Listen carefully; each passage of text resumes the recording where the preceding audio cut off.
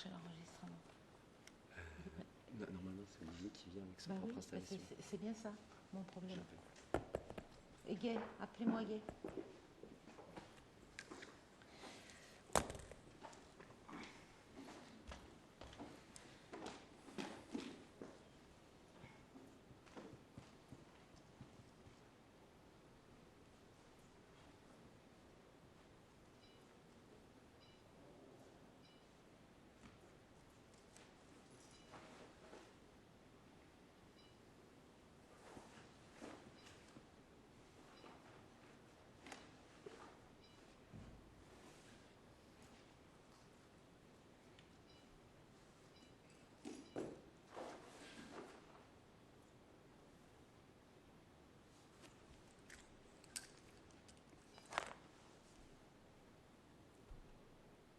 صادق مصطفى آدم وين؟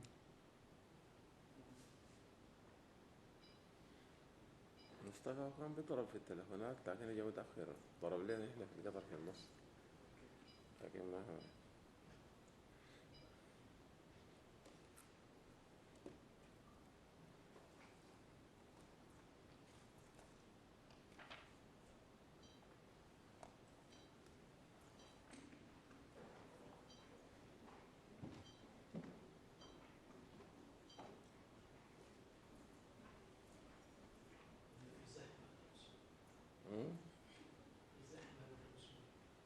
اوكي عايز لاست لأنه عشان الإجازة الأسبوع الأخير أول جلسة للبرلمان. أول جلسة في الأسبوع ده؟ الجلسة السابقة كانت بس جلسة اوكي تعيين رئيس رئيس البرلمان من فين الدور ده دعاية؟ رئيس البرلمان ألماني؟ اوكي شولتز الدور اللي فات برضه كان ألماني؟ رئيس البرلمان اوكي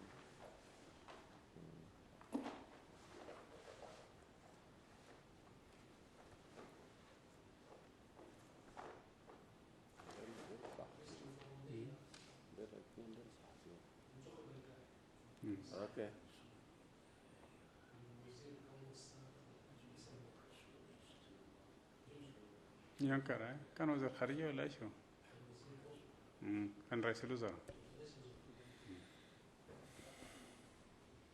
في ألمانيا ما عندهم رئيس وزراء، عندهم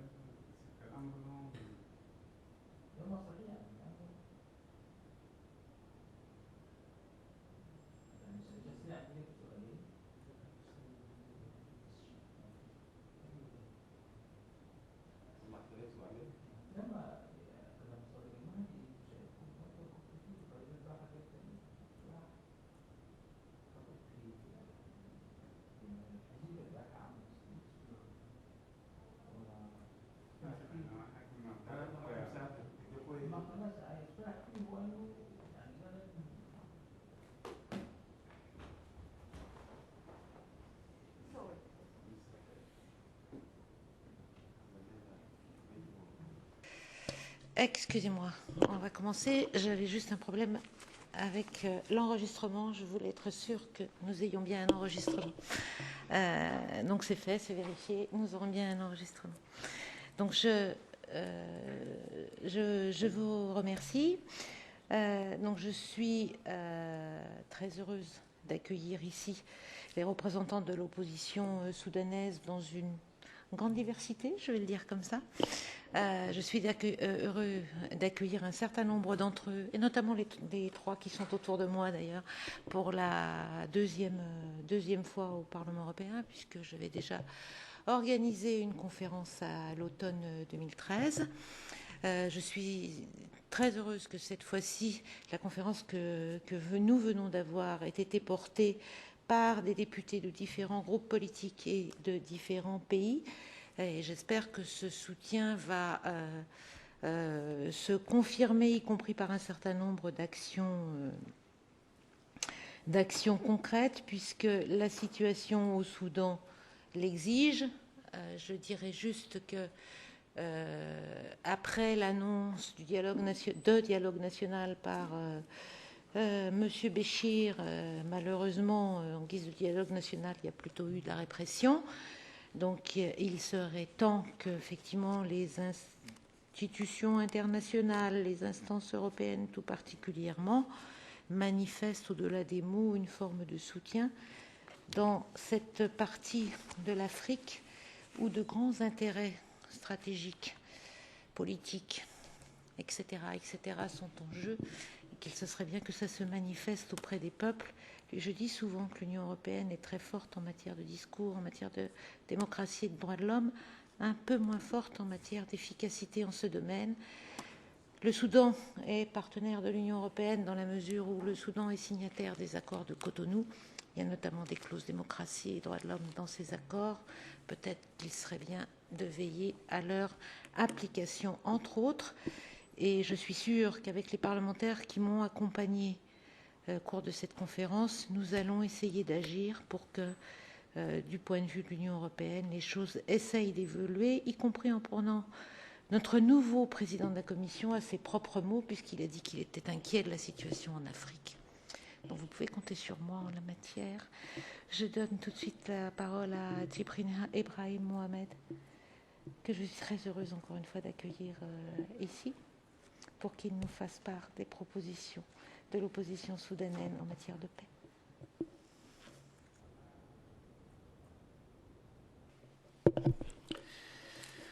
Thank you very much, Madam Verja. Actually, without your help, we couldn't have been to the European Parliament for the second time. So our thanks, heartily thanks to you and to your assistants, to your colleagues who spared very important time to listen to us and to ask questions. I'm not sure whether we have journalists here, but at least we can go. I see 2, 3 of them, whether they're here to ask questions. But if not, let me just stress a few, or emphasize a few points. Number one, here we are here for a message of peace. We are not asking the European Parliament to supply us with arms or to fuel the war in Sudan. And on the contrary, we are asking them to help us have a real sustainable peace in the whole country and to help us have a real national dialogue that leads to a constitutional change in our country. And that's the first message. And the second message is our people are really suffering in the IDP camps, in the refugee camps, and all over the country, actually. The student activists, the politicians, whoever, they are always denied of their very basic fundamental rights. And we would like to have the hand of the European Union to let our people have their freedom of expression, their freedom of association, and that we have freedom in the media to express themselves, and that's part of the, and then they have the freedom to express themselves politically. Nobody will take them to ghost houses, no extra judicial killings, no rape, so on. We'd like our people to have the freedom of creed as they wish. And we think the international community got the responsibility of helping the oppressed to have their voices heard. And we're here trying to be the voice of the suppressed. The third message is we're trying to tell the European community, the international community, that the Sudanese opposition is united. And actually today we were expecting more people because of technical and logistical reasons. Some are still in the planes, others are in the trains. They couldn't catch the hearing here or the conference here. But everybody's around and they have the same message. Number 4, we produced as SRF a roadmap for the peaceful political settlement and for the road for real national the genuine national dialogue. And we would like the European Union to consider that roadmap, look into it, and if they think it's fair and this reasonable, we would like them to adopt that roadmap and work for it. These are the major points, and I don't want to take the whole time. My colleagues around here may have some more messages to deliver. So either the mic is back.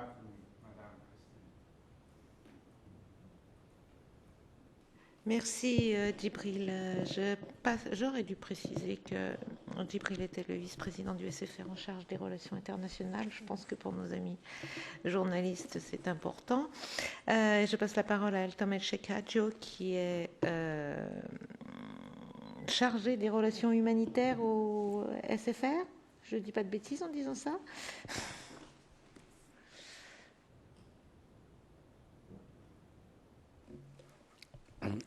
Thank you very much, Madam Marie-Christian.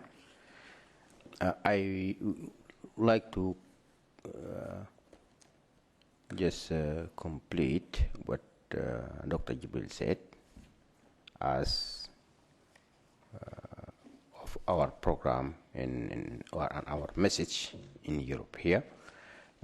In addition to what he said, we laid out our roadmap as to how the national dialogue should take place. And we phased it out, phase 1, phase 2, phase 3. We think that you cannot have a genuine dialogue without peace. Peace is precondition for any dialogue. Therefore, we think that cessation of hostilities for humanitarian purpose is phase 1 of the whole process. And we have humanitarian initiative. We offered it almost 6 months, almost a year now. So we think that humanitarian cessation for of hostilities for humanitarian purposes in the 3 areas, to have access and protection for the displaced, and peace. And then you talk about the participation of the SRF as a key stakeholder in the violent conflict. This is just a simple equation, because it is not Umma party that creating that situation. It is not PCP, it is not the Communist Party. It is SRF that an equal partner in that equation. So you have, if the government of Sudan is genuine, it has to sit down with the SRF to talk about the cessation of hostilities for humanitarian purposes as a prerequisite. Then we will kick off from there to have peace and national dialogue. Thank you very much. Merci. Je me suis encore emmêlé les pinceaux et j'ai mélangé les noms des uns et des autres. Je vous demande de m'excuser tous les deux. Et cette fois, je passe la parole à Heltam El Sheikh Hayo, qui représente le Democratic Union Party. Excusez-moi encore une fois.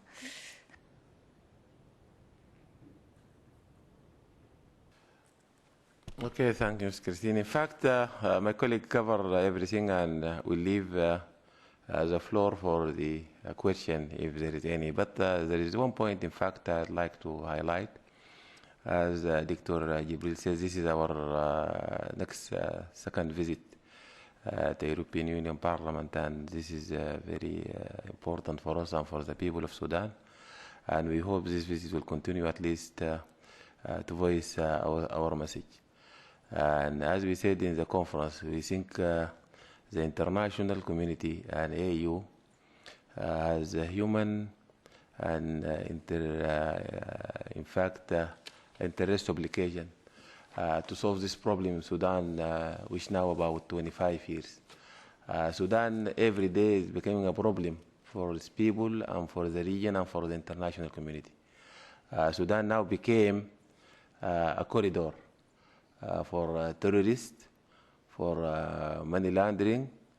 Sudan involved in Central Africa problem, Sudan involved in the Chad problem, Sudan involved in Gaza, Sudan involved in negative involvement, in fact. And we think the international community cry has been very effective in the last case of Miriam and her two infant kids and the other kid.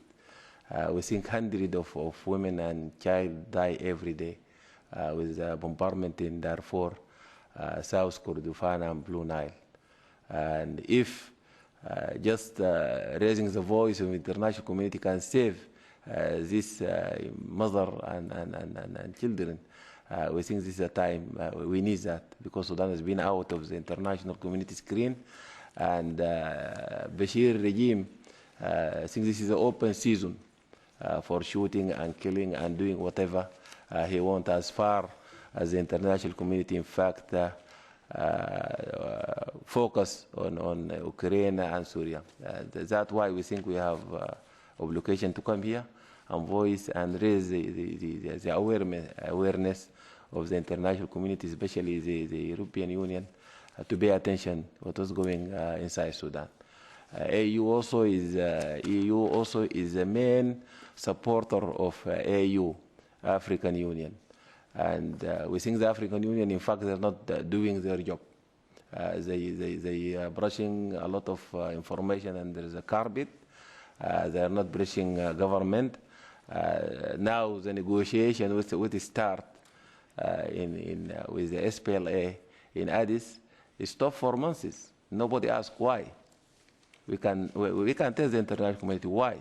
Because the regime now, he thinks we are not done yet to accept a surrender. And to stop this negotiation or even the dialogue with SPLA or with us, to give him a chance to bombard more and to kill more and to arm more Janjaweed. I think this is what I would add, and thank you very much.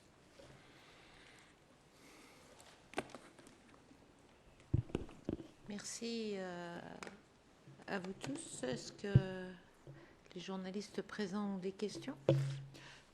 Yes, I have a question. I'm from Germany, die Tageszeitung. How you would judge the trigger of all the hostilities? Are the reasons more internal reasons in Sudan? Let's say even the split of the country maybe was the trigger of more hostilities in the northern part of Sudan, or do you think that more international reasons are or international constellations are triggering these hostilities, and where we have to start to solve this problem? Is it an eternal problem or an international?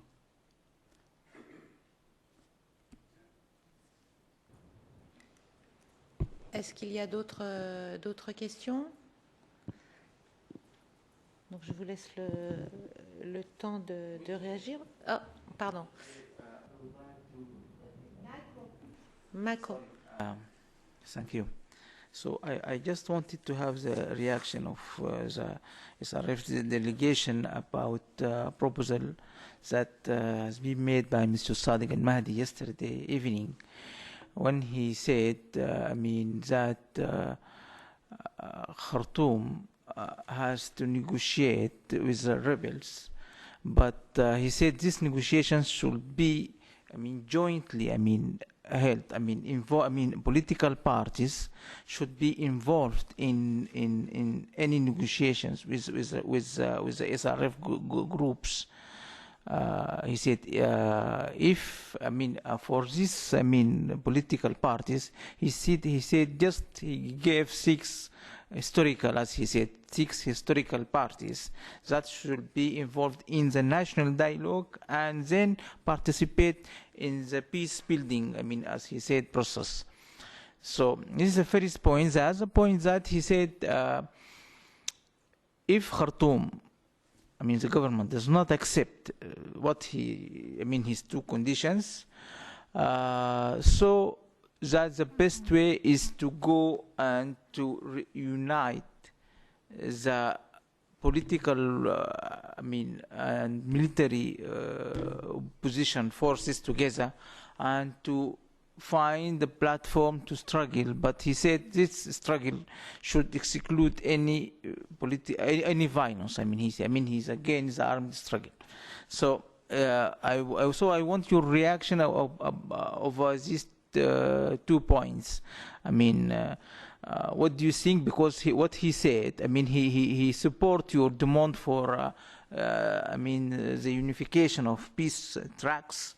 He supported because he called for this, but at the same time he said that this negotiation should not only be with the government, with the NCP ruling party, but also the other historical parties. This something is not in disagreement with your roadmap.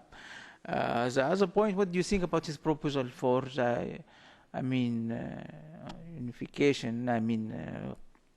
Political and armed opposition forces together, but to find a way to achieve political transformation or democratic transition in the country without resorting to the armed struggle. Thank you. Djibril, je vous donne la parole en espérant que vous allez pouvoir régler le problème en moins de 5 minutes. Merci. Okay, I'll go for the first question, then come to the others. The reasons for the conflicts in Sudan are internal and external. The major part of it is internal, actually. Our conflicts are rooted in marginalization, in unequal distribution of wealth and power in the country. And for those who know the history of the country, even before the independence, our brothers in the South took arms because they asked for the federation, and the center said no federation in one nation. Then when they nationalized the different civil service jobs after the independence, only 3 out of 806 jobs, only 3 went to the South. And that's why they took arms, when they felt the injustice. So our problems are mainly rooted in injustice, in marginalization. And in this respect, for the diversity of our society. We belong to different races, different cultures. People come from different walks of life. And the center wants us to have a unilateral culture, a single culture, one language, one religion, and everything in the line of having people in one line. And that's the root of our problems. Then, of course, the external factors contribute to the exacerbation of the situation in the country. But it's mainly internal, and unless we solve the internal problems, we are not going to have. Of course, the cessation of the South created extra problems, because, again, the real root causes of the conflicts were not addressed. Instead, they said, okay, these people are troublemakers, let them go, and we'll live in peace.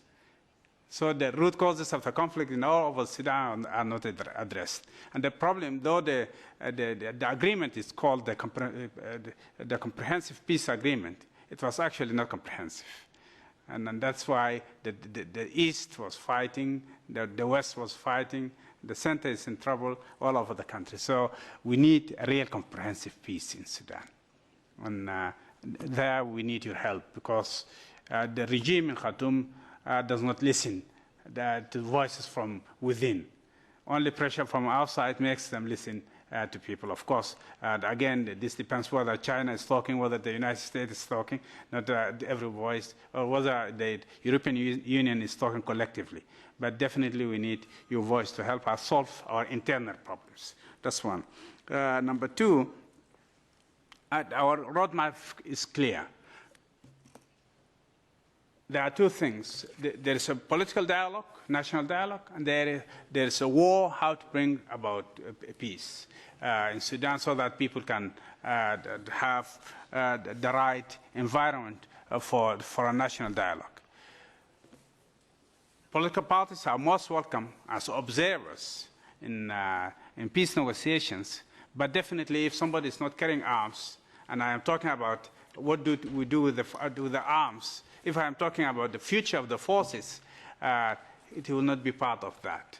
But his voice is very important because actually we have bad experiences of the government negotiating with some party while the others are in darkness, and the end result affects the whole population and the whole country.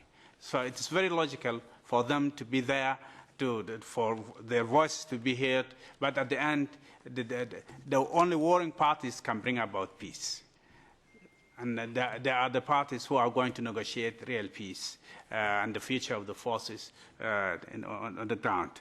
We have been calling for the unification of the opposition from day one, because we don't think if we are not united, we can face this regime and we can bring about real change on the ground. So we most welcome what Mr. Sadiq al-Mahdi asked for unification, where all ears, the arms are open for unification. Actually, we invited all the political parties to come and attend this conference at the European Parliament. They were not lucky enough to be there. His daughter is supposed to be here, and she may be still on the road to the Parliament. I think when she comes, she will find the door closed. But at the end, we're all around working to unify the yes. Not mine. Yeah, we are trying to unify the opposition in Sudan. We called for conferences. You remember the New Dawn Charter. We brought about 38 the political parties as well as civil society organizations to come together to create that charter. So we are for it, and we work for that. Whether the unification of the political parties means laying the arms, that's another question. Thank you.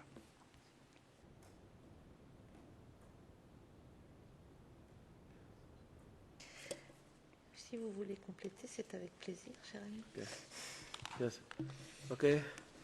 Yeah, in fact, I think the first question, I agree with my colleague, it is internal and even more complicated external.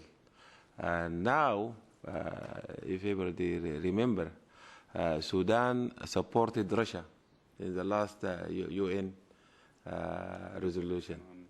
Yes, and Sudan hope for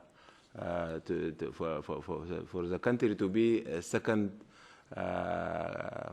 fighting ground in the new, what he hope, Cold War between the superpower. Sudan always count, in fact, and it's been for 25 years live on exploiting the differences inside and outside. It is quite clear.